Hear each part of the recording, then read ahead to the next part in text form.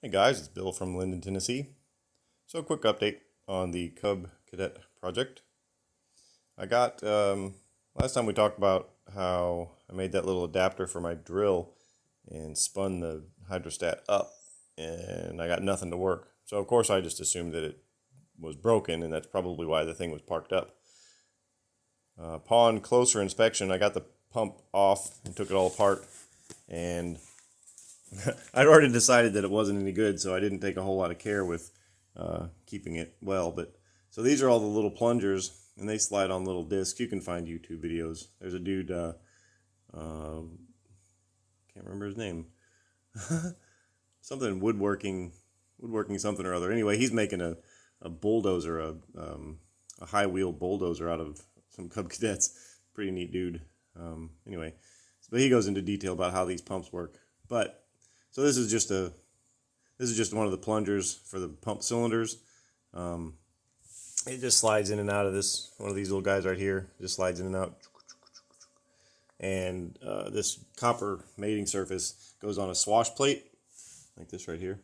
On the there's a pump, and then there's a motor in these hydrostats. There's actually two pumps, but the primary pump uses these.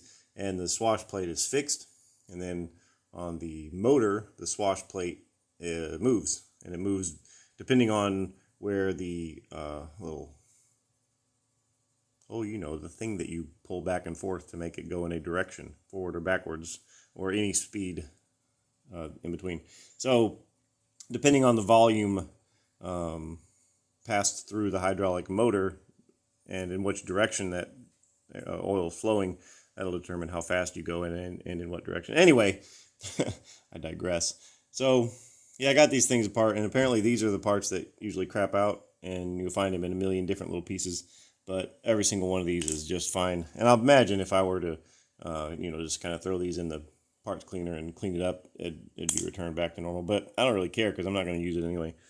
So as we talked about before, hydraulic pumps, just by running, without actually going anywhere, consume energy, and I'm not going to do that with when I've got batteries. I've got a finite supply of electricity to use.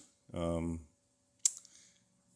I'm not going to use it anyway. But the cool thing is, once you get this thing all apart, like that there, you find that the gear that goes into the transmission, look up here like that. So this is the gear that goes into the transmission from the hydraulic motor. Yeah, sort of like, there we go. Yeah, so the hydraulic motor would turn this thing, and you see that when it does, it moves the wheels. And so there's a gear reduction that happens before it even gets to the pinion down in there, which has its own gear reduction. And if you go counting turns, one turn of this, actually 25 turns of the input shaft works out to one turn of the crown gear on the differential. So 25 to 1 is the final drive if you just plug straight into this thing. That's pretty awesome. For a little context, Tesla drive units in the Model S, Teslas use about 9.7 to 1, and my Jeep has about 15 to 1. So this is 27 to 1. Now, of course, I'm not too interested in going highway speeds with this thing, so having a super low gear like that is just fine with me. My motor that I'm going to be using has a peak torque output of 80 foot-pounds. Now, do your own math here. I don't know what 80 times 24 is, but I know that 80 times 20 is 1,600 foot-pounds of torque at the wheels. And this is going to be full-time four-wheel drive, and I'll get into that in a second. But that's a lot of torque, so I'm not going to have any problem with pulling. What I will have a problem with is getting traction, because the old adage, power is nothing without control, is quite right. You could take a dragster and put it on an iced-over lake, and it will not accelerate fast, because there's no control to the tires. So, we'll see how that goes. Probably going to end up putting that methanol, or whatever that crap is that they put in tires, the liquid that they put in tires for extra weight, put that in all four of them, and may end up putting wheel weights on it as well. Or I may not need to at all, because let's be honest, do I really need that kind of power? Yes, I do. Anyway, so that's how that's going to work. But the cool thing is, this is removable, and this is, not only is this splined into, well, showing you here. Yeah, so one of these is the motor, one of these is the pump. They're identical, but one of these is the motor, one is the pump. So this is splined into that right there. So one thing I could do to make a shaft that turns this input gear is I could machine this down and weld some sort of a coupler that would go to my drive shaft. Or I could, if this isn't too hard, or even if it is too hard, I can get carbide bits, put this on a mill and mill in a keyway that I could put a coupler on with some set screws and a keyway. And they've also got these kind of couplers where it's a two-piece thing, and the piece that slides over the shaft, right here, there's a piece that would slide over this shaft, sort of has a cone on it, and then the second piece has a reversed cone onto that, and they're very close in angle, those two cones, but they're not exactly the same.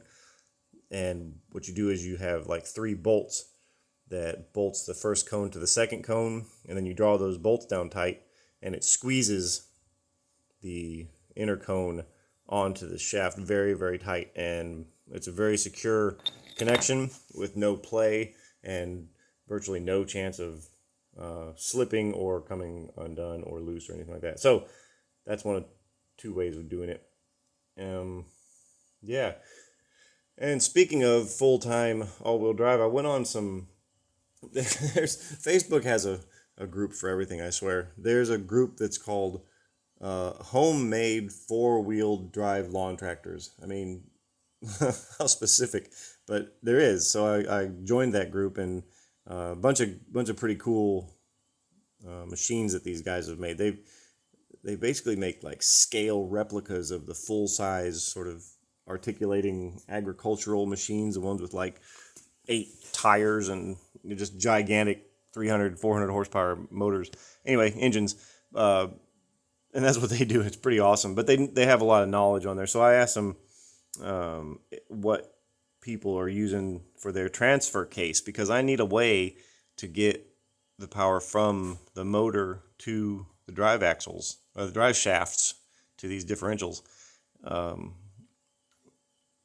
And a guy sent a picture of what he uses, and it's basically just a piece of 4-inch wide by 2-inch deep. It looked like 2-inch, 4x2 square rectangular tubing, and he just machined one side, put some bearings on it, and then put like a cam belt, a tubed belt, and that's how it connects between. And I asked him if he had a differential in there, and he said no, he didn't. And then someone else chimed in and noted that if you have an articulating tractor and the distance between the front wheel to the pivot and the rear wheel to the pivot, if they're the same, or at least pretty close, you don't need a differential between them, because the back tires will just track the front tires. You'll just run in the same tracks. So there won't be a differential in speed between the front tires and the back tires when you go around a corner. And that was kind of one of them slap yourself in the head, oh yeah, moments for me. And so yeah, so that's pretty cool. So I'm not going to need a differential. All I'll need is some sort of a transfer from the electric motor to the drive shaft. So that makes that kind of easy. And as for how I'm going to do this, of course I don't know yet, so we're going to play, what can we do today?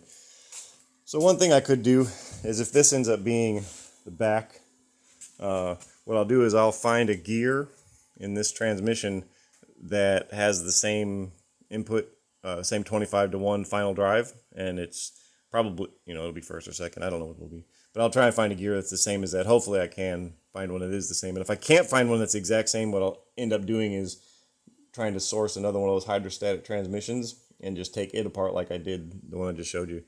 And, somebody might want this one. I don't know. We'll see what happens. What I do like about this one is it has external disc brakes. I don't know if they're any stronger than the internal brakes on the hydrostat, but they certainly look cool. Because I could get some motorcycle ones with cross drilled, and I could paint the calipers red. Because, that's what racer boys do. Anyway, so what I was thinking is, if I end up finding a gear that's correct, I can just get rid of this shifter entirely, because I'll just leave it in that gear. Put a plate on there, a motor mount plate, and then the motor could sit here facing what would be forward, and then I could have my little transmission belt coming this way, getting, picking up this input shaft here, and it would transfer power, and it would just go straight through the hinge, through a U joint or a double U joint or something in the hinge. So yeah, so that's what I'm thinking now. So it's pretty cool that is going to work out with that hydrostat, formerly known as a hydrostat transmission. But the real show of the day, and I'm going to do another video on this guy, is this little dude. Now this Cub Cadet has some really, really big shoes to fill, because this is what I've been using for my daily lawn tractor. And I'll tell you what, this thing is just so incredibly good. Just got a pair of Chevy Volt 48 volt batteries, just wired in parallel. Gives me about 2.5 kilowatt hours of capacity, and that's good for a solid hour of mowing. And now that I got my little speed control with my contactor, so I can drive the motor that's on my mower deck, and it's just fantastic. And then this is my chipper, so you see how that's got a receiver hitch for the motor. I just undo them bolts there, undo those bolts there, and move it on over here. And it's got sort of the same situation. So you put the motor in that receiver hitch, tighten up the belt, and you're good to go. And this I used this for about an hour today and filled up a little trailer just full of wood chips. It's amazing how powerful this is, just with a little 5 horsepower motor replacing a 15 horsepower engine. It's just phenomenal. It works so good. But yeah, so this little Cub Cadet I'm making right now, you hearing me? You guys got some big shoes to fill, because you need to be every bit as capable as this little guy is.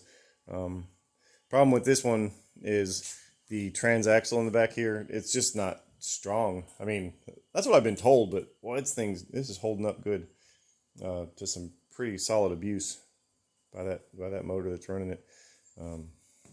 Yeah, because this motor is just direct coupled right into that transmission, and I keep it in 5th or 4th. I never change gears on it or anything. But yeah, it's holding up really, really good, and it's strong, and I got the power going back to my accessories that I pull behind me. So anyway, a quick but not so quick update on the Cub Cadet project. Thanks for watching. See you next time.